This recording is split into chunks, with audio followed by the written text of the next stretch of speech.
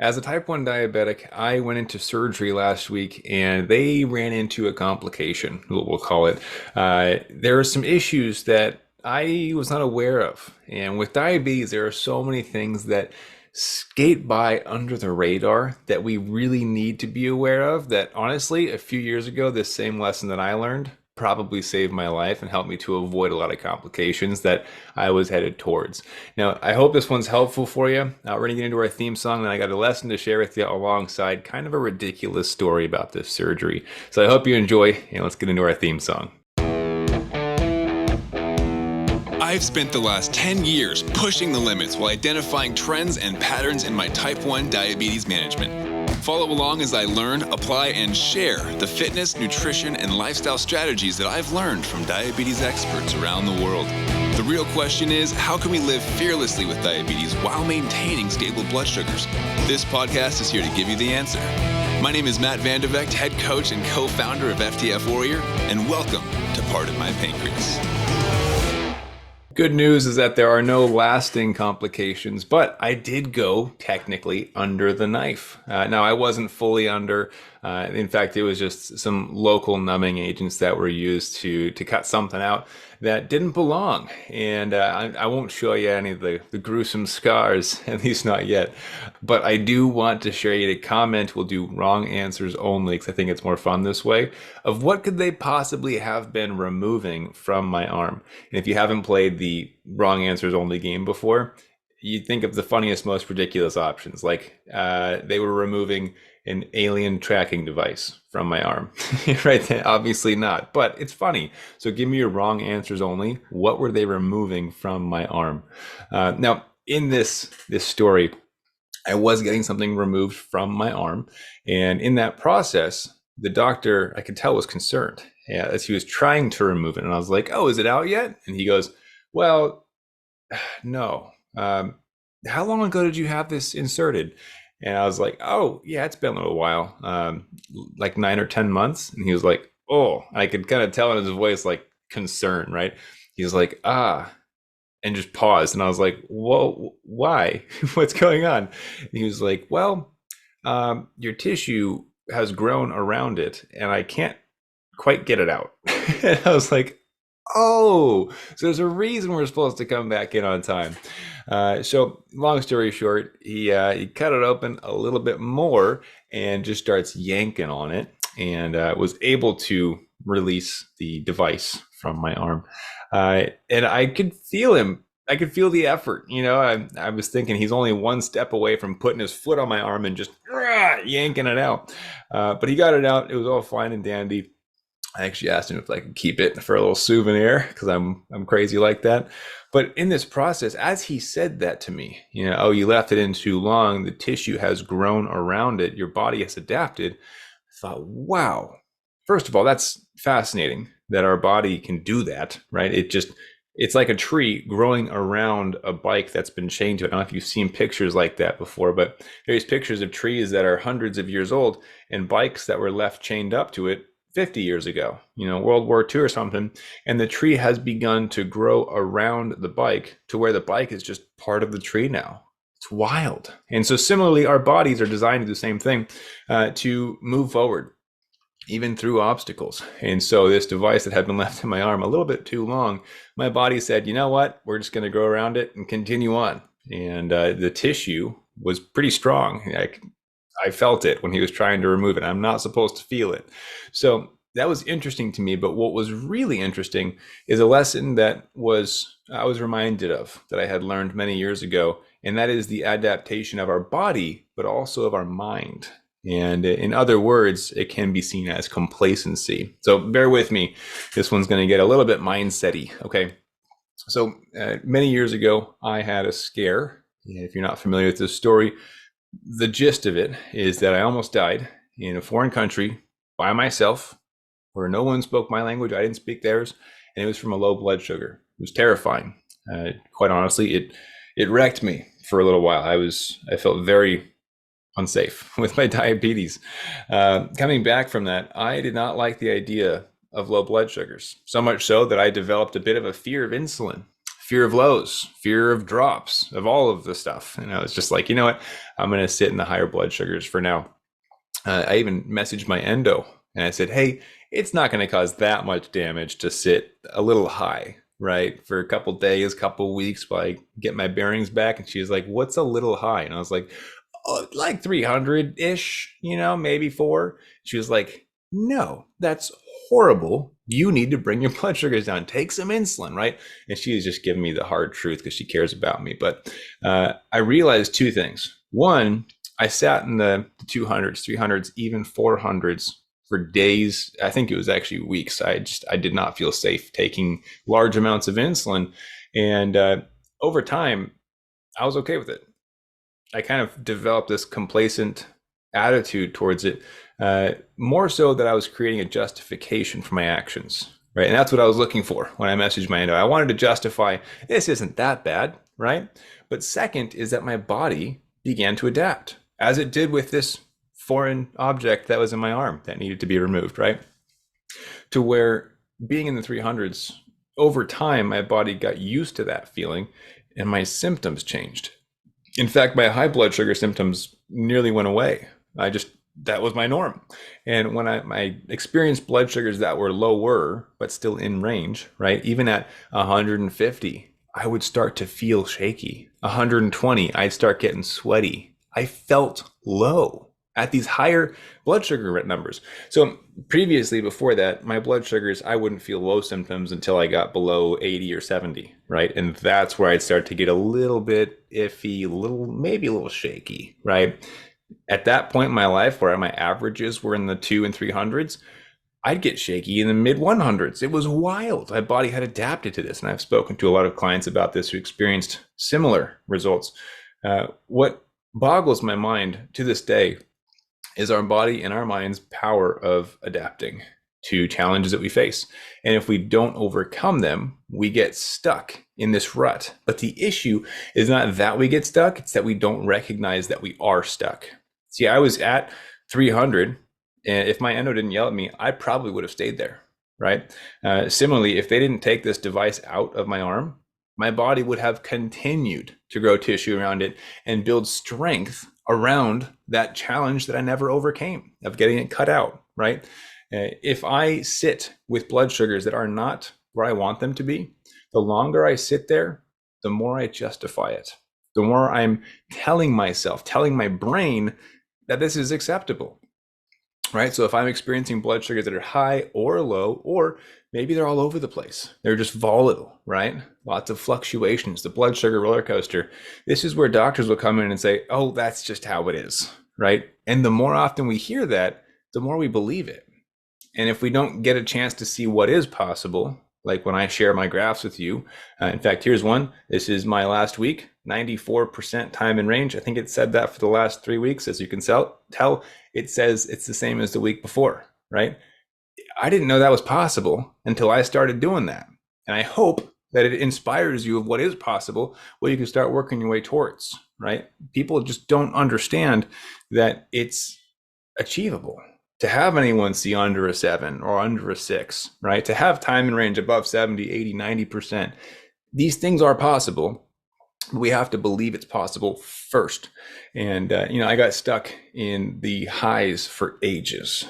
It's almost embarrassing to share these stories, to tell you about how I used to think it was okay to sit at 300. And that was just my norm, right? And as a result, I began to get comfortable with that. Again, the other word, complacency, comes to mind. And on the doctor's side of things, this is where they might call you non-compliant if you sit in the higher ranges or just don't take care of your numbers.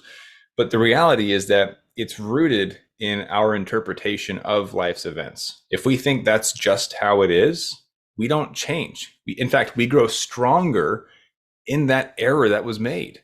See, if I had sit in the 300s, if my endo told me, oh yeah, it's fine for a couple days, I would have been reinforced in that false belief. That false belief being reinforced is like my arm growing around this foreign device and strengthening itself around what was a weakness, right? So it's a double-edged sword here where it's this amazing ability of our bodies and our minds to adapt to whatever environments they're put into, right?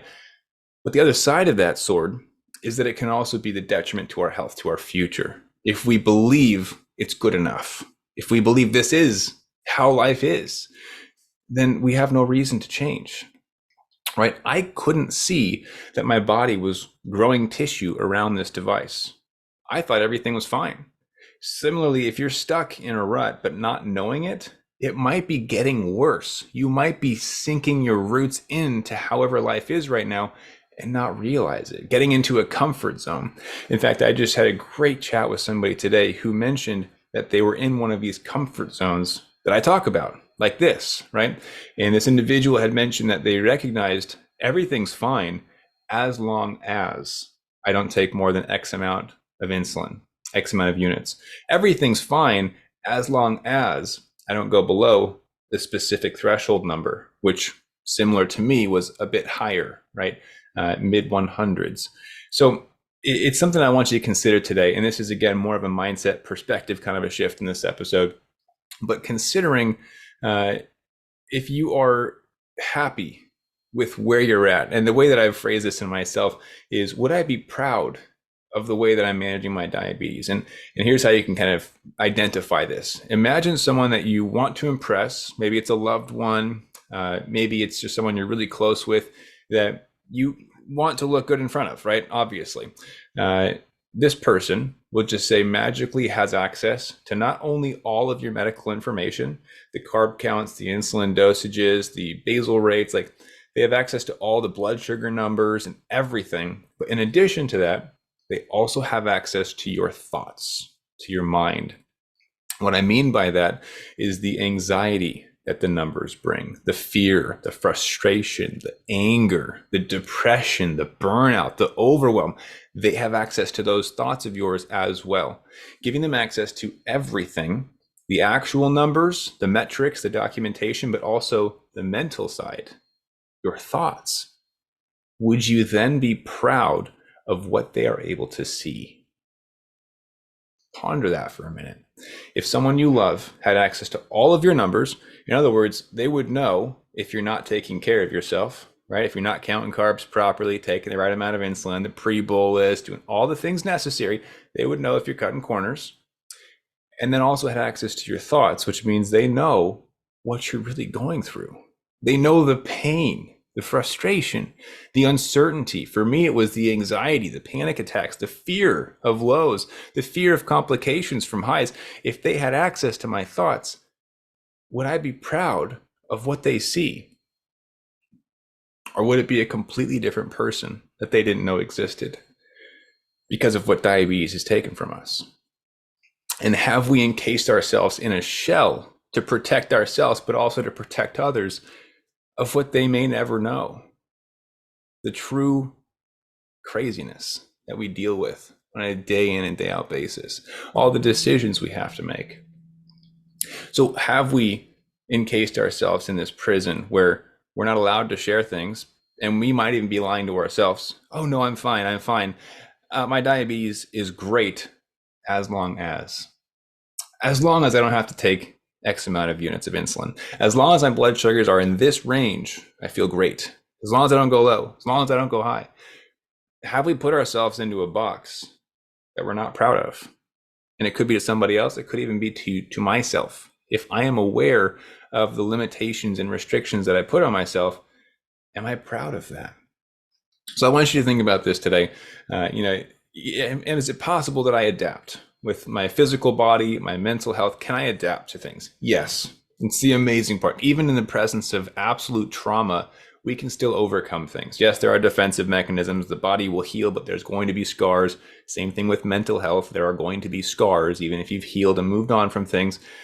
But am I doing so in a way that's holding me back? That, if challenged, could be changed? That's what's going to empower you today. So I had to go through a process, this surgery, that was incredibly uncomfortable. It was outside of my norm. I had to drive super far. I had to go schedule an appointment. They changed the time of my appointment and the date of my appointment. It wasn't convenient. It was an inconvenience, right? A lot of little hurdles and challenges along the way to get there. I had to find a babysitter, all this stuff. And even still, once I got there, I had to get cut open. And after I got cut open, they said, uh-oh, you waited too long. There's extra tissue here. I had to get cut more open. And then they had to yank on it. And it was uncomfortable, to say the least. I had to go through all of that, but now the foreign object is removed and I can truly heal, right? Even though there was the presence of all this extra baggage and, these extra pieces that had grown in place, I broke free of that with the help of somebody else, an expert in their field, who helped me to break free of that burden of the thing that wasn't supposed to be there, right? So even though my body had adapted, I was complacent. I kept pushing my appointments off further and further as well. But then I realized this isn't going anywhere unless something changes. Nothing changes when nothing changes, right? And if you're recognizing that in your own life with diabetes, like, okay, maybe I should take a deeper look at my blood sugars. Maybe I am restricting my lifestyle, my diet, my schedule. Maybe I am holding back with certain amounts of insulin. Maybe there is fear, anxiety, depression, just uncertainty with my blood sugars.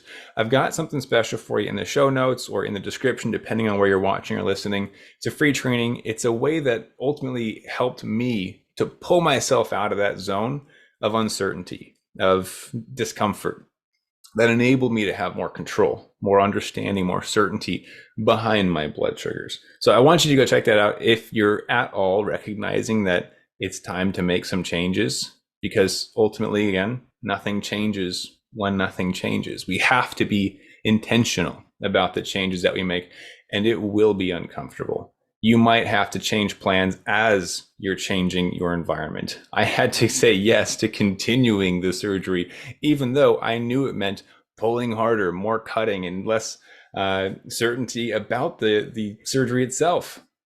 But these things are necessary for growth, for getting to the root issue. I want you to understand that you don't have to settle with diabetes. I was told that by my medical team initially. Oh, that's just how it is. You're going to develop complications. You're going to die early. That's just not the case anymore. We have not only the technology, but we have new strategies, new information, new research, new methods, new formulas to truly thrive with type 1 diabetes.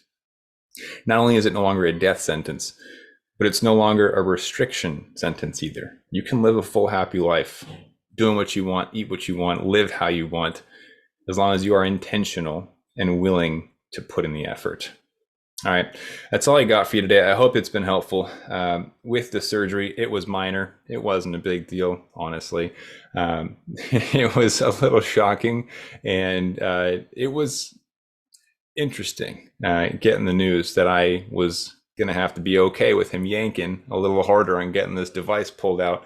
But again, I would love to see your comments. Wrong answers only. Remember my silly example, like it was an alien tracking device. What else do you think he might have been yanking to get out of my arm? So yeah, let's see your comments if you're on YouTube. Wrong answers only. I'd love to see it. But big picture here, there's a good chance that in some area of diabetes, there has been a level of complacency. Whether it's checked or unchecked, maybe you don't know about it, but when you really stop to think about, would I be proud if somebody else had full access to my numbers, my logs, my thoughts?